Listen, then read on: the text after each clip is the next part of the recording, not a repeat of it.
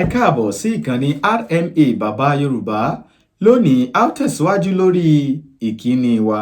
Ìkíni wa tòní rèé, ẹ kú ìpàdé, ẹ kú ìpàdé. Èyí ni a máa ń lò nígbà tí àwọn èèyàn bá ń ṣe ìpàdé láti kí wọn pé ẹ kú ìpàdé. Ó ṣeéṣe kí wọ́n ti ṣe ìpàdé náà kọjá, èèyàn wá lè sọ pé ẹ kú ìpàdé àná. Ẹ kú ìpàdé, èyí ni ìkíni tí a ń lò tí àwọn èèyàn bá ń ṣe ìpàdé. Ẹ má jẹ́ ká gbàgbé tí a bá lo ẹ nínú ìkíni, ó túmọ̀ sí ohun méjì.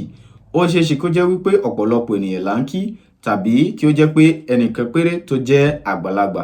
Tí a bá wá lò fún àgbàlagbà, ìyẹn ni pé a fi bu ọlá, a fi fún irú ẹni bẹ́ẹ̀, a fi bọ̀wọ̀ fún irú àgbàlagbà bẹ́ẹ̀ ni.